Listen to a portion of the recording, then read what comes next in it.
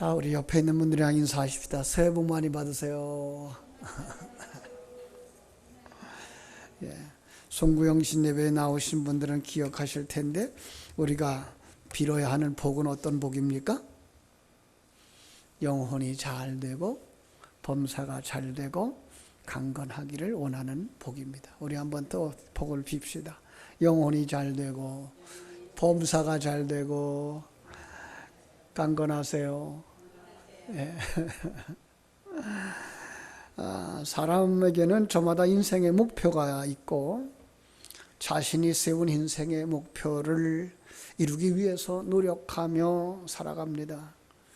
하지만 잘못된 목표를 세우면 인생을 낭비하게 됩니다. 지난해 말부터 하나님께서 우리 교회에 새로운 인생의 목표, 교회의 목표를 주셔서 우리 유초등부 주일학교들을 이렇게 설교하면서도 제가 설교를 하게 됐는데 표대를 향해서 달려가자라는 이야기를 했어요.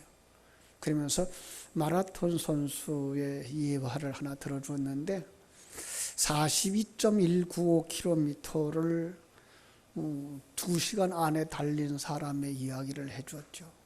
보통은 2시간을 넘어 걸려요. 2시간 한 우리 같은 사람들은 뭐 4시간을 뛰어도 못다 뛰는 거리고 선수들은 2시간 반, 2시간 20분, 2시간 10분 이렇게 뛰는데 앞에서 그 페이스메이커가 끌어주었기 때문에 이 사람이 2시간이 안 걸렸어요. 1시간 59분 49초 만에 42.195km를 완주했는데 여러분 42.195km를 2시간 동안에 달린다고 할 때 그 사람의 마음에 일어나는 갈등들이 얼마나 많을까요? 힘드니까. 그죠? 그러니까 힘들다는 것부터 시작해서 이제 유혹하는 수많은 유혹들, 그리고 넘어지게 만드는 수많은 장애물들과 함정들, 그것들을 이기고 목표한 곳까지 달려가기 위해서 그에게는 반드시 그 목적지, 표대를 향하여서 달려가겠다고 하는 마음의 결심이 없으면 중간에 포기하고 말 거예요. 그죠? 자, 그런데 우리는 신앙생활도 그렇다라는 거죠. 신앙생활도 마라톤 경주처럼 참 오랜 시간 달려야 되죠. 사실은 마라톤 선수는 2시간이나 3시간이면 끝난다고 말하지만 우리는 일평생을 달려야 하는 경주라고 하는 것 쉬운 얘기가 아닙니다. 그래서 금년에도 우리가 그 표대를 잃어버리지 않았으면 좋겠다. 그래서 표를 삶의 목표를 찾아서 성취하자라고 말씀을 정했어요. 그죠? 우리 한번 외쳐봅시다. 삶의 목표를 찾아 성취하라. 예, 삶의 목표를 찾아서 성취하는 것. 이게 바로 2020년 우리 교회의 표이고 오늘 설교의 제목입니다. 그죠? 왜 이런 설교 제목을 정했을까요? 요즘 사람들이 이 목적을 잃어버리고 산다는 거예요. 목적을 잃어버리고 살아가면 어떻게 될까요? 망황할 수밖에 없겠죠. 그죠? 그리고 실망하고 절망하겠죠. 여기 삶의 목표를 잃어버리고 정확하게 찾지 못한 한 사람의 이야기를 이렇게 나누려고 합니다. 이 러시아의 상트페테르부르크라는 시, 다시 말하면 우리말로 성 베드로 시예요. 여기에 이 아까키에 미치라는 사람이 살았는데요. 이 러시아는 겨울에 굉장히 추운 나라죠. 그래서 아주 독한 술을 마시는 나라로 유명합니다. 저도 중국에 사역을 할 때 저 북쪽에 있는 동북지방의 상지라고 하는 곳에 그 교회를 건축해 드린 적이 있는데 추우니까 교회가 비용이 많이 들어요. 벽을 하나 해도 벽이 적어도 한 50cm 두께의 벽을 쌓아야 돼요. 참 그런데 그것만 특이한 건 아니고요. 바닥에다가 지하에다가 구두를 놓는데 그 구두의 깊이가 한 150cm. 그러니까 구두의 높이. 그러니까 구두를 밑으로 사람이 들어가요. 그러니까 이쯤 되어지면 이 추위쯤 되어지면 이제 그 정미소에서 나오는 왕겨들을 가만히 갔다가 그 통로 안에다가 꽉 채워요. 그리고 이제 한 끝에다 불을 붙여 놓으면 이게 한 달, 두 달을 교회를 훈훈하게 만들어주는 난방을 방법이죠. 뭐 한 두 달쯤 지나고 나면 이제 그거 밑으로 사람들이 들어가서 그 안에 있는 재를 다 쳐내고 다시 채워서 이렇게 겨울에 한 두 번, 세 번 해서 이렇게 겨울을 나는 이런 교회죠. 러시아는 더 춥다고 그러니까 그들의 생활이 얼마나 힘들었겠어요. 그죠? 그런데 이 아까키에비치라고 하는 사람은요, 관청에서 서류를 정서하는 일을 맡은 아주 구급의 문관, 아주 서류를 베끼는 일 외에는 아무것도 할 줄 모르는 단순 노동자예요. 동료들의 그 멸시와 조롱을 받았지만은 그런 것 전혀 아랑곳하지 아니하고 자기 일에만 묵묵히 일하는 성실한 사람. 그런데 그가 추위에 떨면서 살던 그날 따뜻한 외투를 장만하려고 마음에 결심을 합니다. 백화점에 가서 알아봤더니 너무 비싼 거예요. 자, 그래서 그는 그 따뜻한 외투 한 벌을 사려고 이게 그의 목표가 되어진 거죠. 그리고 그 목표를 달성하기 위해서 열심히 일을 하고 저축합니다. 드디어 옷을 살 만큼 돈이 모아지던 날, 꿈에도 그리던 외투를 사려고 백화점에 들어가서 그는 정말 그 외투를 샀습니다. 그리고 그 외투를 입고 고급 사교장에 나가서 모인 사람들에게 자기의 외투를 자랑하고 싶다고 하는 그런 얘기를 쫙 생각을 꿈꿨어요. 그 외투를 산 날 그는 성공한 날이라고 생각했고 인생의 목표를 이룬 날이라고 생각을 했어요. 그의 그 마음은 큰 기대와 그 흥분을 해서 있었어요. 그런데 외투를 사가지고 집으로 돌아오던 길에서 안타깝게도 강도를 만나서 들고 오던 외투를 빼앗기고 맙니다. 외투를 강탈당한 것은 그의 성공을 강탈당한 것이고 그의 행복을 강탈당한 것이었습니다. 경찰에 신고를 하지만 경찰들도 잘 해결을 안 해줍니다. 결국은 찾지 못하고 돌아오는데 그는 절망을 하고 그 충격에 시름시름 앓다가 죽고 말았습니다. 고골리라고 하는 사람이 쓴 외투라는 단편 소설의 줄거리인데요. 작가는 무엇을 이야기하고 싶었을까요? 이 사람의 인생의 가치가 외투 한 벌에 지나지 않았는가라는 질문을 던지고 있는 거죠. 신앙생활을 하는 우리 애들이 이 내용을 들어서 질문을 합니다. 여러분의 신앙생활의 목표가 무엇입니까? 외투 한 벌 같은 건 아닙니까? 지금까지 신앙생활을 해오면서 그 결과를 어디에 두었습니까? 여러분의 삶을 바쳐서 신앙생활하고 있는 그 참 가치를 어디에 두고 살아갑니까? 질문하고자 하는 것입니다. 여러분, 내 신앙생활의 가치는 어디에 있을까? 우리 교회는 우리 신앙생활하고 있는 성도들에게 신앙의 가치를 어디에 두라고 가르쳐야 될까? 경기도 고양시에 있는 이 거룩한 빛 광성교회라고 아주 유명한 교회가 하나 있어요.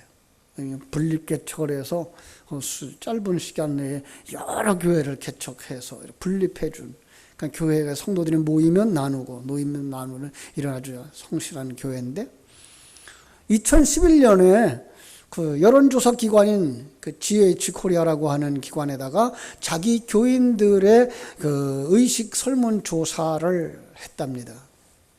결과가 나왔어요. 이 응답한 교인이 463명이었는데 이 463명 중에 가장 많은 66.3%가 성도의 신앙 성숙을 교회가, 성도가 최우선으로 추구해야 할 목표라고 꼽았다는 거죠. 그러니까 성도들의 신앙생활의 목적이 어디에 있어요? 성도의 신앙 성숙이라는 거예요. 그 다음으로 16.8%가 교회의 체제 정비, 9.5%는 사회 봉사와 활동, 뭐 그 중에는 교회 부흥이나 성장이라는 응답도 4.1%나 나왔다 그럽니다. 많은 사람들이 이 교회를 건강한 교회라고 평가합니다. 왜 그랬을까요? 뭐에다 점수를 줬어요? 신앙인들의 목표가 중요한데 그 신앙인들의 신앙 목표가 자기 신앙의 성숙에 두었다라는 거죠. 여러분, 신앙의 성숙이 뭘까요? 그것은 바로 하나님이 주신 그 목표를 찾아서 그 목표를 달성하기 위하여 달려가는 것이라고 말할 수가 있을 것입니다.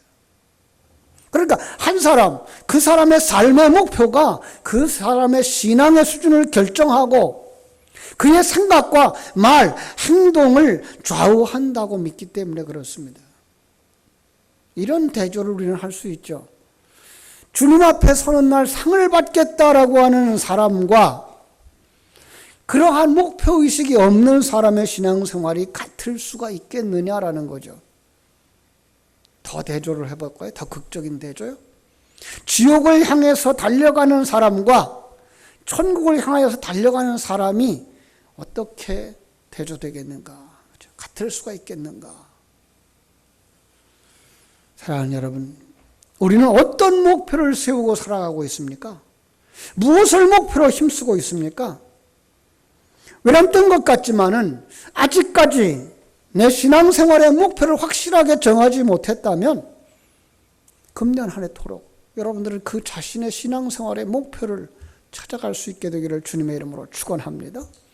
오늘 본문의 말씀은 바로 그런 사람에게 아주 기초가 될 만한 좋은 재료이기 때문에 오늘 함께 나누고자 합니다. 자, 본문은 목회자요 또 선교사인 바울이 교인들을 위해서, 에베소 교인들을 위해서 기도한 것입니다. 그 기도의 내용에 보면 에베소 교인들이 이런 교인들이 되기를 했으면 좋겠다. 목회자 바울은 이게 나의 목표고 이게 내가 목양의 목표고 목양의 지침이다 라고 이야기하고 있는 거죠. 조금 더 나아가서 우리 성도들이 이런 목표를 찾고 이런 목표를 성취하는 자가 되었으면 좋겠다. 거기 바울은 세 가지 기초를 갖춤으로써 성숙한 그리스도인이 되기를 기도했는데 그 내용을 바울이 제시한 오늘 성숙한 신앙인의 모습이라 말할 것입니다. 16절을 한번 보겠습니다. 16절, 그의 영광의 풍성함을 따라 그의 성령으로 말미암아 너희의 속사람을 능력으로 강건하게 하시오며. 속사람이 강건해야 한다라는 거죠. 그러면 하나님이 기뻐하는 성도가 되는 길은 건강한 신앙인이 되는 겁니다. 건강 굉장히 중요하죠. 요즘들 여러분 새해는 정말 건강을 챙기는 한 해가 되어지기를 주님의 이름으로 축원합니다. 요즘 사람들의 약점이 뭡니까? 건강을 챙기지 못한다는 거예요. 요즘 우리 학생들, 우리 청년들 건강해야 됩니다. 이 학교 선생님인 이 집사님 이야기가 요즘 학생들 수업 시작하면 졸고 있는 학생이 절반이래요. 건강이 뒷받침해 주지 못해서, 아니 그게 습관이 되어서 그런답니다. 저도 가끔 그런 걸 느끼는데요. 예배하는 성도들 찬양 시간, 찬송 시간에는요 힘차게 찬송해요. 그런데 설교 시작하고 얼마 안 돼서 졸고 있는 거죠. 농담입니다. 금년에는 정말 체력을 보강해서 여러분들이 건강한 성도들이 되어지기를 주님의 이름으로 축원합니다. 그러나 건강한 육체적인 건강보다 더 중요한 거 그게 뭐예요? 영혼의 건강이죠. 그렇죠? 영혼의 건강, 영혼의 생각, 영혼의 판단, 영혼의 결정이 그의 삶을 좌우하기 때문에 그렇습니다. 그래서 속사람을 강건하게 해야 한다. 이걸 요한 3서에서는 영혼이 잘 되는 것이라고 했던 거죠. 그런데 영혼이 잘 되는 것, 속사람이 강건한 것, 그 영혼이 건강한 것 어떻게 해야 됩니까? 우리가 어떻게 노력하면 됩니까? 성경은 그걸 성령께서 하시는 일 이렇게 이야기하고 있습니다. 그죠? 그러니까 성령으로 말미암아 너의 속사람을 능력으로 강건하게 해주기를 원한다라고 하는 거예요. 그럼 우리가 할 몫은 뭘까요? 성령께서 우리를 강건하게 만드시도록 성령님께 자신을 드리고, 그죠? 성령에게 순종하는 거죠. 성령이 마음에 주시는 그 마음의 소원들을 우리가 어떻게 해야 돼요? 그냥 순종하는 거죠. 그리고 성령께서 인도하시는 대로 우리는 길을 가야 되는 거죠. 요즘 새벽 예배를 하면서 소아시아에서 전도하던 바울과 실라가 길이 막혀버리죠. 전도가 안 되는 거예요. 갈 곳이 자꾸만 캔슬되어지는 거죠. 그런데 환상 중에 마게도니아 사람이 손짓하죠. 건너와서 우리를 도우라. 그래서 소아시아 지방에서부터 유럽으로 건너가서 유럽의 첫 지역에서, 빌립보 지역에서 거기에 빌립보 교회를 세우게 되는 것을 보게 됩니다. 성령에 민감한 사람들, 하나님의 인도하심에 민감한 사람들이 되어져야 되는 거예요. 그렇죠? 그러면 뭐 할 수 있어요? 우리는 성령에 충만할 수가 있어요. 성령이 이끄는 대로 그걸 갖다가 성령 충만이라고 말하는 거죠. 성령님께 완전히 사로잡혀서 다른 생각이 끼어들 수 없는 상태. 그래서 충만한 사람은 자기의 생각이나 고집을 내세우지 않습니다. 이거 참 어렵죠. 왜? 나라고 하는 것, 내 계획이라고 하는 것, 내 스타일이라고 하는 것들을 포기해야 되는데 그게 쉽지 않아요. 그래서 주님은 뭐라 그래요? 자기 십자가를 지고 자기를 부인하고 그리고 나를 쫓으라고 말씀했던 것을 기억합니다. 내가 판단하고 내가 계획하고 내가 힘쓸 때에는 내 힘이 납니다. 이걸 뭐라 그래요? 옛사람이 승리한 모습.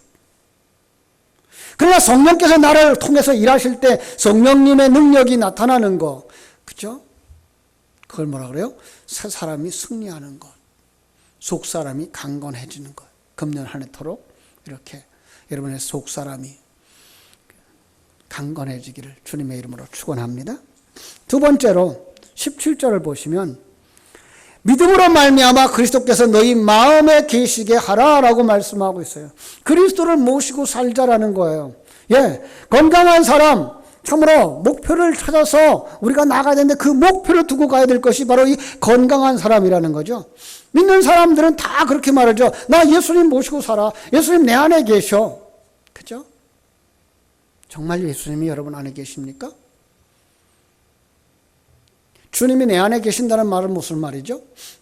예수님을 내 주인님으로 모신다는 거죠. 예. 주님을 모시고 주님의 생명에 근거하고 주님의 말씀을 따라 살아가는 거예요. 바울 사도는 그런 사람의 예로 자신을 내놓으면서 이렇게 얘기하죠. 내가 그리스도와 함께 십자가에 못 박혔나니 그런즉 이제는 내가 사는 것이 아니요 오직 내 안에 그리스도께서 사시는 것이라.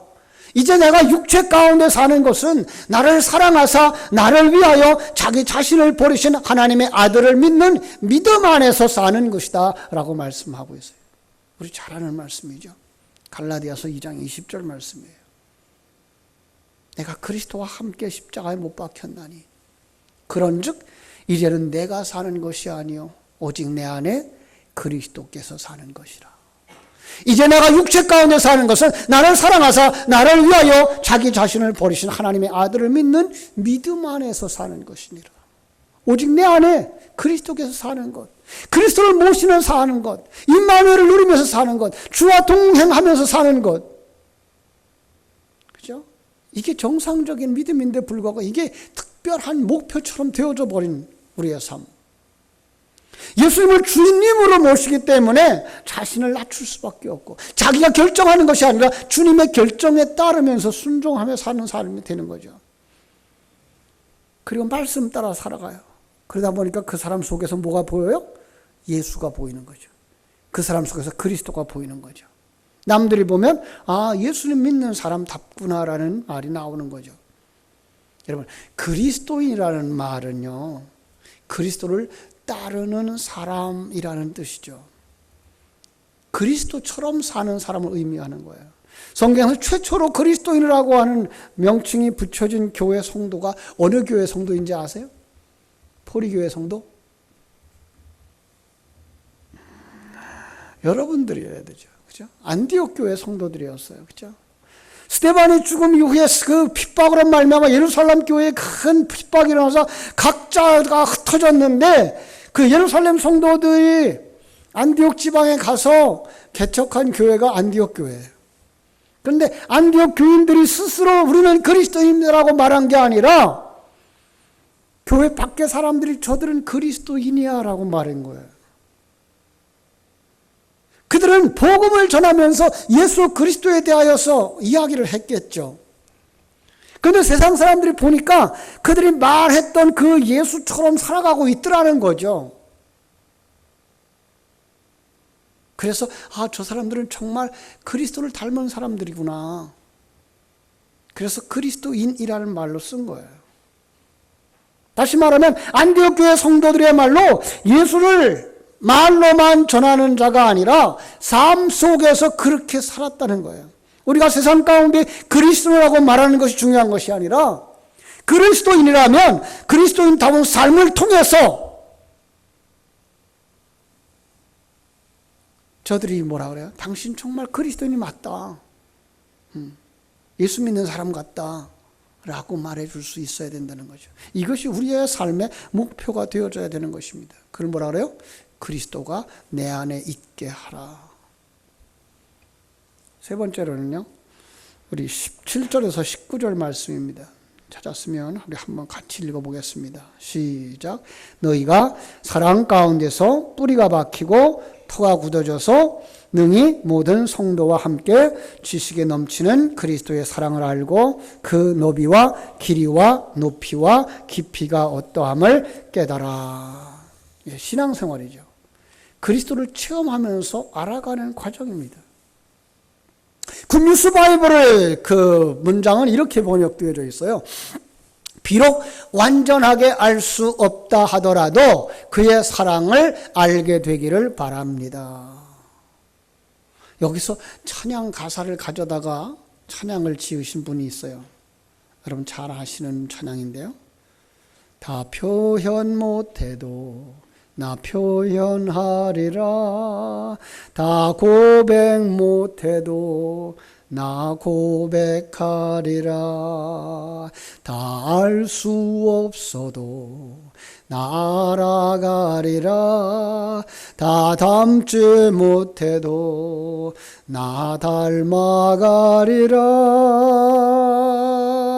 그 사랑 얼마나 아름다운지, 그 사랑 얼마나 날 부욕해 하는지, 그 사랑 얼마나 크고 놀라운지를, 그 사랑 얼마나 나를 감격하게 하는지. 뭐 하겠다고요? 표현하겠다고요. 고백하겠다고요. 알아가겠다고요. 닮아가겠다고요. 무엇을? 그리스도의 사랑을. 여러분의 고백이 되어지기를 주님의 이름으로 축원합니다. 정말로 주님을 표현하는, 주님의 사랑을 표현하는, 주님의 사랑을 알아가고 닮아가고 그리고 표현하고 고백할 수 있는 복 있는 성도들이 되어질 때 우리 하나님께서 크게 축복해 주실 줄로 믿습니다.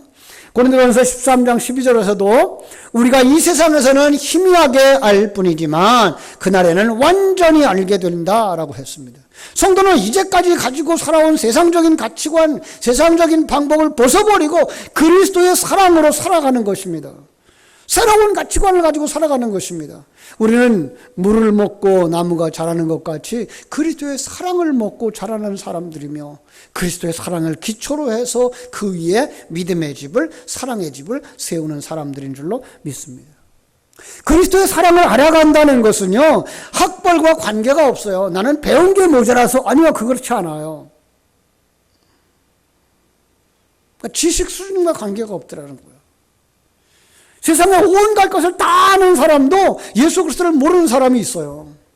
반대로 학벌이 없어도 예수님을 알고 그 사랑을 아는 사람들이 있어요. 세상의 지식을 많이 가지고 있으면 사람들에게는 자랑스럽고 그들에게는 존경을 받을 수 있지만 그 지식이 그를 구원하지 못하죠. 우리는요, 비록 그런 것 얻지 못해도 예수 그리스도를 알아서 구원에 이르는 자들이 되어져야 하는 줄로 믿습니다. 여기서 안다고 하는 것은 우리가 잘 아는 단어죠. 기노스코라는 단어예요. 부부가 한 몸이 되어지듯이 알아간다. 이건 뭐예요? 하나가 됨을 의미하는 거예요. 그 주님의 생명이 내 생명이 되고 그와 함께 길을 걸어가고 그와 함께 일하는 자가 되는 것. 그것이 뭐예요? 그를 본받는 것. 조금 더 나가면 그의 성품을 닮아가는 것입니다. 여러분, 이 세상에 그러한 성품을 닮아간 사람들이 있더라고요. 바울이 그러했죠. 그런가 하면요, 한 5세기요. 5세기 초대교회 시대에 북아프리카의 반달족이 그 로마 남부에 살았는데, 로마 남부에는 롤라지라는 한 마을을 공격했어요, 로마가. 그래서 마을 사람들 다 노예를 잡아갔어요. 근데 그 마을에 누가 있었는가 하면은 유명한 주교 파울리누스라는 사람이 살았어요. 근데 이 신부가 정말 그 마을 사람들이 잡혀간 것에 너무나 안타까워서 자신의 전 재산을 다 털어서 값을 치르고 노예로 팔려간 그들을 노예값을 주고 다 구해오기 시작했어요. 얼마 못 구해왔죠. 왜? 돈이 없으니까. 그런데 어느 날 한 가난한 과부가 와서 노예를 잡혀간 자기 외아들을 살려달라고, 구해달라고 부탁을 하는 거예요. 주교가 성경 말씀을 생각했어요. 과부가 죽은 아들을 메고 오다가 주님이 만나서 고쳐주는 그 말씀을 생각하면서 이 외아들을 고쳐주려고 백방으로 노력했지만 그가 구할 수 있는 방법이 없었어요. 그래서 한 가지 방법, 반달족 노예 책임자에게 그 아이를 돌려주면 내가 대신 노예가 되겠다고 거래를 한 거죠. 그래서 그 아이를 데려오고 자기는 노예가 되어졌어요. 감사한 건 그가 노예가 되어져서 성실하게 일하자 그 호감을 느낀 반달족의 족장이 이 사람이 어떤 사람인가 알아보던 중에 그가 아주 명망 높은 주교임을 알고 그의 행동에 감동해서 그 사람도 풀어주고 그 마을 사람들도 다 고향으로 돌려보내주었다는 거죠. 하나님이 자기에게 맡겨준 마을 주민을 지키기 위해서 이 파울리누스는 자신의 모든 것을 포기했던 것이죠. 작은 예수의 모습입니다. 우리나라에도 그런 분들이 계셔요. 한때 그 베스트셀러였던 책이 하나 있는데요. 그 청년 바보 의사라는 책이에요. 청년 의사 안수현 씨. 예수님처럼 33살밖에 못 살고 세상을 떠났어요. 그런데 불구하고 그가 남겨간 그 여운이 너무나 엄청나서 그 청년의 장례식장에 4천여 명이 모여들어요. 그의 동료들, 그를 통해서 치료받은 환자들. 정말 그는 예수님처럼 살았다 그래요. 한 사람 한 사람에게 관심을 쏟아주었고 퇴원 후에도 지극한 관심을 가져서 계속 관리해 주었고 마치 예수님처럼 살았다 그래요. 그를 믿음으로 키웠던 사람은 바로 영락교회였다고 합니다. 어떤 글을 쓰는 분이 이 작은 예수라는 몇 가지 꼽았는데, 첫째는 개인적인 모욕이나 손해에도 복수하지 않는 삶. 해를 끼치는 자에게 대항하지 말고 권리를 포기하는 삶. 개선하지 않고 도움의 손길을 베푸는 삶. 이것이 사랑의 삶이다. 이 작은 예수의 삶이다. 이렇게 묘사를 했더라고요. 금년에 삶의 목표를 정하고 실천하기로 도전하는 여러분들이 되어지기를 주님의 이름으로 축원합니다. 그랬을 때 어떤 결과가 주어지는가? 3장 19절입니다. 하나님의 모든 충만하신 것으로 너희에게 충만하게 하시기를 구하노라. 하나님의 모든 충만하신 것으로 충만하게 된다고 말씀하고 있습니다. 성령의 능력으로 강건해지고 그리스도를 모시고 그리스도의 사랑을 아는 것을 바탕으로 살아가는 성도들에게 하나님의 모든 충만하신 은혜를 누리게 된다는 거예요. 그 하나님의 충만하신 것은 어떤 것이냐? 20절. 우리 가운데 역사하시는 능력대로 우리가 구하거나 생각하는 모든 것에 더욱더 넘치도록 해 주실 것이다 라고 말씀하고 있는 거예요. 여러분들은 하나님의 사랑을 얼마나 경험하고 살아갑니까? 신앙생활을 10년, 20년 해오면서 여러분들이 받은 은혜는 정말 다양할 거예요. 여러분 왜 그걸 잊어버리고 살아가죠? 우리는 정말 하나님이 내게 주신 그 은혜에 대해서 수없이 많은 것들을 이야기할 수 있을 거예요. 아니 과거의 것으로가 아니라 매일 매 순간에 일어나는 사건 속에서. 물론 각자가 다르겠죠. 그걸 가지고 자기를 자랑하는 얘기가 아니에요. 그걸 가지고 하나님이 다양하게 은혜를 끼쳤다는 것을 간증하라는 것이죠. 과거에는 이런 예화를 잘 썼죠. 전기가 들어와요. 그죠? 근데 전기가 들어오면 백열 전구를 통해서 나타나면 뭐가 나와요? 빛이 나오죠. 그죠? 그 다음에 전열기를 통해서 나오면 뭐가 나와요? 열이 나오죠. 에어컨을 통해서 나오면 뭐예요? 찬바람이 나오죠. 같은 전기인데 불구하고 각각의 통과해야 되는 물체에 따라서 각양이 다른 그 모습으로 나타나는, 그래서 전기의 다양한 효과 이렇게 표현할 수가 있었다면 요즘은요 정말 다양한 것들이 너무 많아요. 컴퓨터, 그죠? 옛날에는 이 컴퓨터가 그냥 계산기였다는 거예요. 이 계산기, 전자계산기 정도였는데 이 전자계산기가 발전되면서 그 컴퓨터하고 GPS가 장착이 되니까 이게 무서운 무기로 발전한 거예요. 지금은요 대포가 표적의 종료, 좌표 그리고 표고만 확인되면 자동으로 그 목표물을 찾아가서 터진다는 거죠. 전쟁에 사용되는 거죠. 평화적으로 사용되어지는 곳이 공장에서 이제 기계를 제어하는 거예요.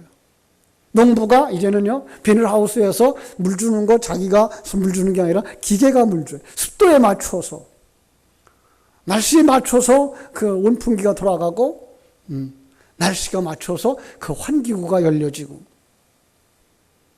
컴퓨터가 하는 일이죠. 그런가 하면 이 컴퓨터가 우리 속에 들어와서 통신에 사용되어지고 문서 작성에 사용되어지고 학습 자료로 사용되어지고, 그죠? 여러분 들고 다니는 휴대폰이 바로 컴퓨터죠. 여러분 이렇게 한낱의 기계에도 그 다양한 역사가 있어요. 다양하게 나타나는 거죠. 하물며 하나님의 은혜야 얼마나 다양하겠어요. 맛본 사람만 맛을 알게 되어져 있습니다. 경험해 본 사람만 그 경험한 것을 알게 되어져 있습니다. 이 세상에서는 하나님의 풍성하심을 맛보는 수단이지만 영원한 나라에서는 완전하게 누리게 되어질 줄로 믿습니다. 목회자로서 저는 금년 한 해 여러분들이 더 멋진 그리스도인으로 성장하기를 바랍니다. 정말 풍성한 은혜를 누리고 하나님께 영광 돌리게 되기를 주님의 이름으로 축원합니다. 그러기 위해서 어떻게 돼요? 삶의 목표를 찾아서 성취하는 여러분들 되어지기를 주님의 이름으로 축원합니다. 기도하겠습니다. 아버지 하나님, 크신 은혜와 사랑을 감사하고